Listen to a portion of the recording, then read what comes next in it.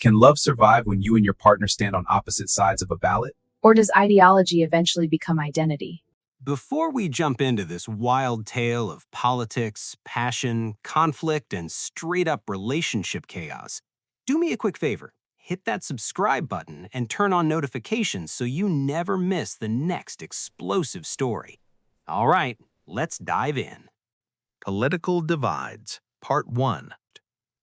There's a kind of love that feels inevitable, not explosive, not reckless, just steady, the kind that grows slowly. That was Daniel and Amara. They met at 22 in a lecture hall that smelled like old books and burnt coffee. He was late, she was annoyed. He asked to borrow a pen. Hey, can I borrow a pen? No. He smiled anyway, and something in her shifted. They didn't fall in love in a dramatic way. There were no airport chases or grand declarations in the rain. It was quieter than that. Study sessions that turned into long walks, debates that turned into laughter, laughter that turned into silence, the comfortable kind. They agreed on most things, or at least they thought they did. They believed in fairness, in working hard, in helping people, in building something stable. They talked about the future the way people talk about a house they're certain they'll live in one day. It felt solid, assured. When they moved in together 3 years later, the apartment was small but warm. Cream walls, too many books, a dining table that wobbled slightly but had witnessed countless conversations. That table would later become a battlefield, but not yet. At first, politics was background noise, something older people argued about on television, something abstract. Daniel leaned conservative, fiscally cautious, skeptical of sweeping reforms. Amara leaned progressive, hopeful, idealistic, hungry for systemic change. But in the early days, those differences felt charming. I think you just like to argue. You just want to save the world. And you just want to protect your retirement account. Hey, that's not the only reason. They'd laugh, kiss, order takeout. It was safe because it wasn't personal, until it became personal. The first real fracture didn't happen during a screaming match. It happened during a quiet Tuesday dinner. There was a bill being debated nationally. It dominated headlines. Everyone at work had an opinion. Amara came home charged with energy. This could change so much. It's finally addressing the inequality we've been talking about. I read about it. It's economically reckless. Something about the word reckless landed wrong. She paused. Reckless? It's about people's lives. It's about sustainability. You can't fix things by throwing money at them. The air shifted. Not dramatically, just slightly. But it was the first time she didn't feel teased. She felt dismissed. He noticed her expression. I'm just saying, good intentions don't guarantee good outcomes. And fear doesn't guarantee safety. She shot back.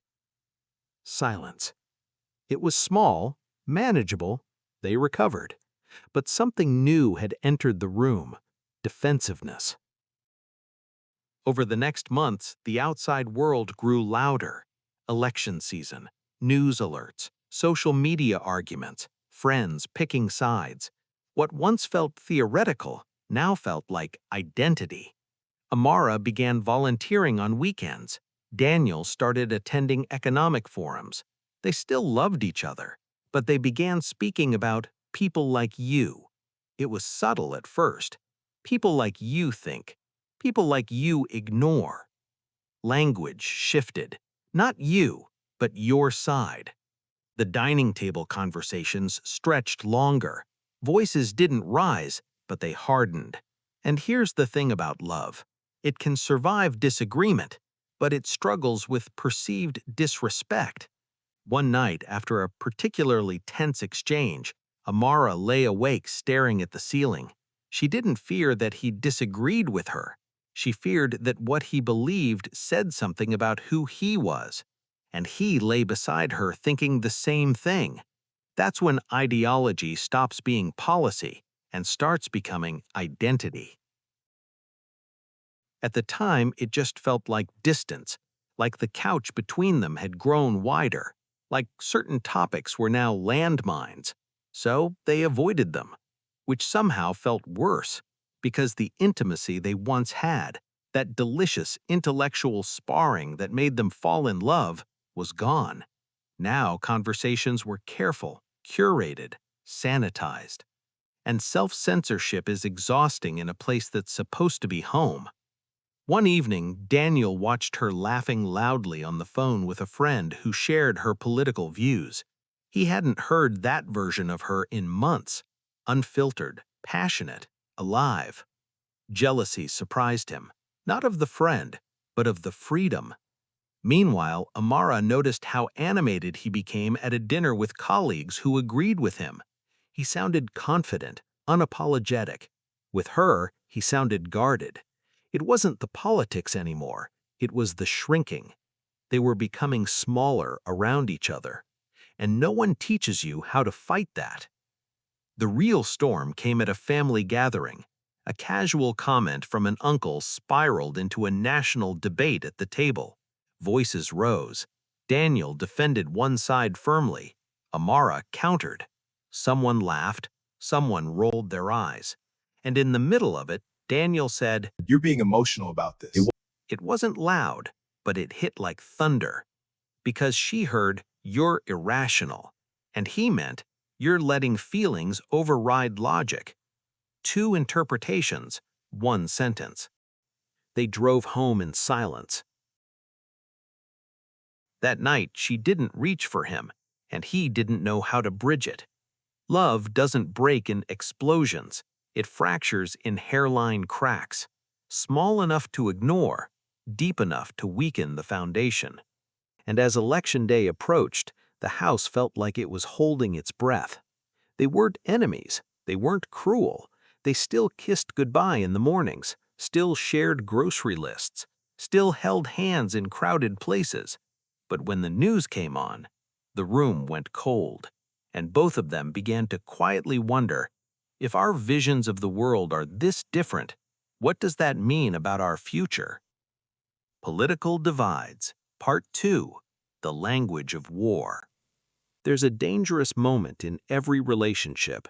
It's not when you disagree, it's when you begin to interpret disagreement as betrayal. For Daniel and Amara, that moment arrived slowly, then all at once. It started with tone, not volume, tone. Daniel began prefacing his opinions with disclaimers. Don't get mad, but I know you won't like this. Amara began hearing those disclaimers as accusations. Why would I get mad? Why do you assume I can't handle this? Meanwhile, she began softening her words before speaking. I mean, maybe I'm wrong, but it's just how I feel. Daniel started hearing that softness as instability. Why is it just a feeling?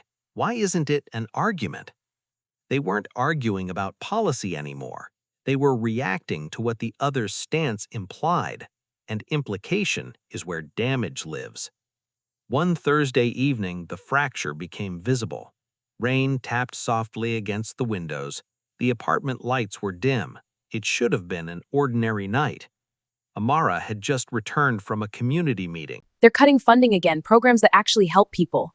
Or programs that cost too much. She froze. There it was again. Cost too much. Like human struggle was a line item. Do you even hear yourself? Yes, do you? The silence that followed was heavy. Not confused, not awkward. Heavy. She sat down across from him at the dining table. That table. When you talk like that, it feels like you care more about numbers than people. And when you talk like that, it feels like you think I'm heartless. She hadn't meant to, but maybe she had, because somewhere along the way their political differences had turned into character judgments. And that's when love starts to suffocate. Psychologically, here's what was happening, though neither of them had the language for it. We attach our beliefs to our identities. So when someone challenges the belief, we feel like they're challenging who we are. Amara didn't just support reform, she saw herself as compassionate. Daniel didn't just question spending, he saw himself as responsible. So when she called something cruel, he heard, "You are cruel." And when he called something reckless, she heard, "You are naive." They weren't arguing about policies, they were defending themselves. The first real fight came 2 weeks before the election. It was late, too late to start heavy conversations, but exhaustion lowers defenses. That's manipulative. You always dismiss everything from my side. It's emotional propaganda. And yours isn't? At least it's grounded in reality. Reality according to who? This is exactly what I mean. You twist everything into a moral crusade. And you reduce everything to spreadsheets. Her voice cracked, not from anger, from hurt. He stood up from the couch. You make it impossible to talk about this without turning me into the villain. Maybe you are. She whispered. It was quiet, but it detonated. He looked at her like she'd slapped him. Wow! She didn't take it back, because in that moment, she believed it. And he saw something in her eyes he had never seen before. Contempt. Not disagreement. Contempt. That was the night he slept on the couch. Life behind the invisible wall is strange. You still share space. You still brush your teeth side by side. You still text each other about groceries. But there's a quiet ache in every interaction. The next morning, they moved around each other like careful strangers. She made coffee. He thanked her. Polite. Measured. Safe. And safety felt like loss. The hardest part wasn't the fighting. It was the self-censorship. Amara stopped sharing articles with him. Daniel stopped mentioning discussions at work. They curated themselves inside their own home. And intellectual intimacy, the thing that once made them magnetic, evaporated. One night, Amara scrolled through old photos, him laughing with his head thrown back. Her mid-sentence, animated and passionate. Back when debate felt like play. She missed him, but she didn't know how to reach him without feeling like she was compromising herself. Across the apartment, Daniel stared at the ceiling. He didn't want to win. He wanted peace. But he also didn't want to feel like loving her meant surrendering his worldview. He wondered something that terrified him. What if love isn't enough when the horizon you see for the world is completely different? The crisis came quietly. Election night. They decided to watch results separately. Same room, different screens. That should have been the sign. As numbers rolled in, tension tightened. Amara's candidate began to lose ground. Her breathing changed. Daniel noticed. He didn't celebrate. He didn't comment. But his silence felt like confirmation. By midnight, it was clear. Her side had lost. She stood up without saying a word, walked into the bedroom, closed the door. Not slammed, closed. Daniel sat there alone in the living room, victory feeling hollow. Because this wasn't triumph, it was distance. He knocked on the bedroom door. No response. He opened it gently. She was sitting on the floor, back against the bed, eyes red. It feels like the world just shifted backwards. He stepped inside slowly. I know this matters to you. It matters to everyone. I didn't vote to hurt you. But you knew it would. That was the moment. The moment where he had to decide, is she my opponent or is she my person?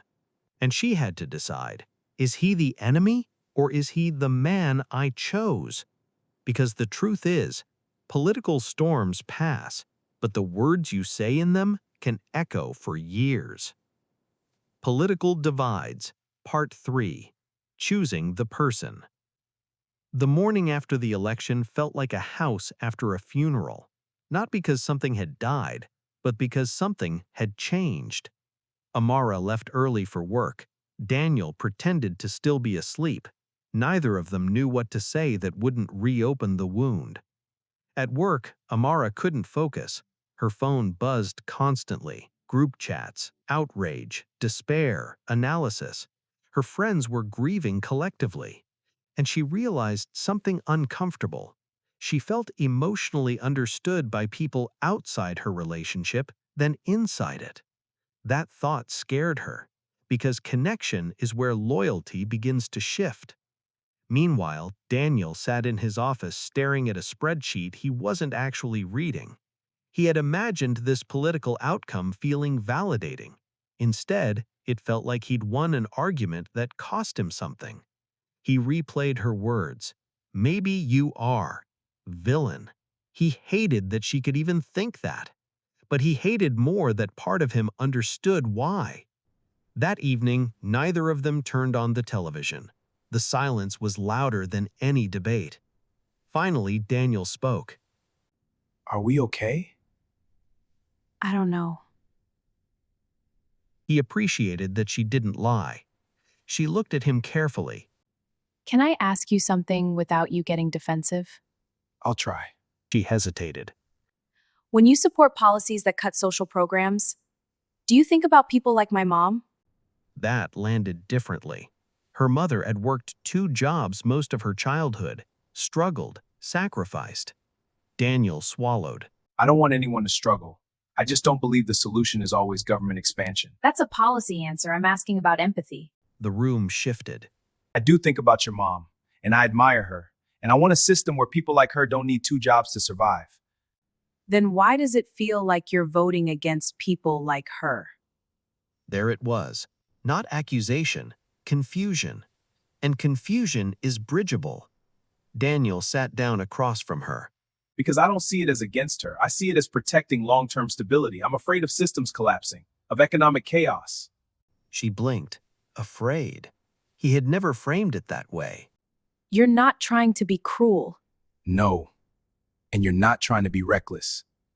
For the first time in months, they weren't arguing. They were translating. The breakthrough didn't come from agreeing. It came from asking a different question. Daniel leaned forward. Are we still on the same team? Her eyes filled unexpectedly. That question pierced everything. Because politics had made them adversaries, but love had once made them partners. I want to be. Then maybe we've been fighting the wrong battle. Here's the thing about ideological conflict in relationships. You cannot debate your way back to intimacy. You have to decide your way back. That night, they made a rule, not about what they believed, about how they would hold those beliefs. Rule 1. We do not question each other's character because of policy. Rule 2. We ask, what fear is underneath this opinion? Rule 3. We protect the relationship before we protect being right. It sounded simple. It wasn't. The first test came 3 days later. They were at dinner, the same table that had hosted so many skirmishes. Daniel started to comment on a new headline. He stopped himself. Instead, he said, What scares you most about what's happening? That vulnerable communities will be invisible again. What scares you? That instability will spiral into something we can't control. There it was. Not villain and hero. 2 fears. 2 visions of safety. Both rooted in care. They didn't resolve the policy, but they held hands across the table. And for the first time in weeks, the air felt warm again. But healing isn't linear. 2 weeks later, they attended a dinner with friends. Politics came up. Voices rose. Someone made a joke about people who vote like that. Daniel stiffened. Amara saw it. For a split second, she had a choice: stay silent or defend him. She reached for his hand. Let's not reduce people to stereotypes. The table quieted. He looked at her, surprised, seen. Later that night, he turned to her in the kitchen. Thank you. You're my person, not a punchline. And that sentence did more for their relationship than any debate ever could. But the real moment, the one viewers will root for, came unexpectedly. It was late. Storming outside, wind hitting the windows. Amara was sitting by the window reading. Daniel joined her. Do you ever worry that one day this difference will be too big? Yes. But I worry more about losing you because I was too stubborn to choose us. I don't need you to agree with me. I need you to believe I'm still a good man. And I need you to believe I'm not naive. I'm hopeful. I fell in love with your hope. And I fell in love with your steadiness. Outside, the storm kept raging. Inside, something steadier was forming. Not agreement, understanding. Storms don't end relationships. Rigidity does. And Daniel and Amara were finally beginning to understand that. A week after their late-night conversation, Amara came home with an idea. No politics at the dinner table. At all? Not unless we both explicitly agree we have the emotional bandwidth. Emotional bandwidth? Yes, because sometimes we don't. And that was the first shift. They stopped pretending every conversation needed to be won. They started protecting the space where love lived. They created new rituals. Sunday mornings became sacred. Coffee, no phones, no news, just them. At first, it felt forced, like they were avoiding something. But slowly, those mornings began to feel like oxygen. They remembered who they were outside of ideology. The girl who once ranted about art and cried at documentaries. The man who built spreadsheets for fun but secretly loved poetry. They were more than voters. They were human. The metaphor came unexpectedly. They were walking through a park after a light rain. The ground was damp, the air fresh.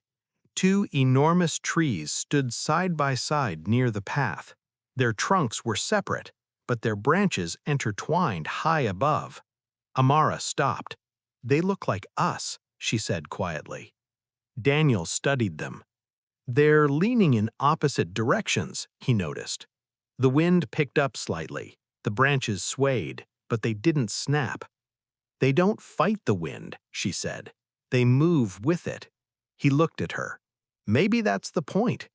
The trees didn't need identical roots to survive. They just needed flexibility. That didn't mean everything was easy. There were still moments, news headlines that reopened tension, friends who assumed one of them must secretly resent the other, comments from family members that pressed on old bruises. But now, instead of retreating behind walls, they asked one question: is this about being right or being close? And more often than not, closeness won. The real transformation came months later. Another bill, another national argument, another potential fracture point. Amara brought it up cautiously.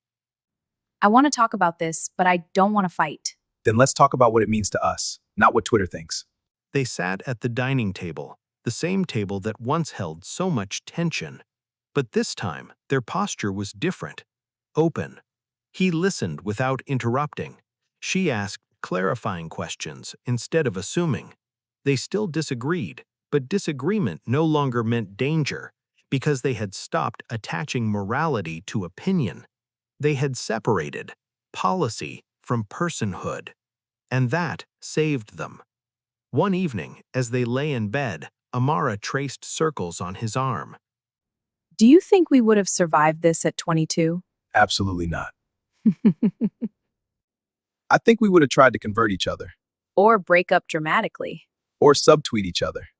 They laughed, and in that laughter was something profound: growth. Love that lasts is not love that avoids storms, it's love that learns from them. Months turned into a year. Election season faded into policy season. The world kept spinning, and their relationship felt steadier. Not because they saw the same horizon, but because they stopped demanding identical sight lines. One night, sitting on the balcony watching the city lights flicker, Daniel spoke softly. You know what I realized? What? We both want the same thing. A world that feels safe, fair, stable. We just disagree on the blueprint. Yeah, but the destination isn't that different. She leaned her head on his shoulder, and in that quiet moment, ideology felt small compared to presence. Love in politically divided times is not passive, it is an active discipline. It is biting back the instinct to label. It is pausing before assuming. It is remembering that the person in front of you is not a headline. They are your history, your inside jokes, your shared grocery lists, your future children's potential parent, your person.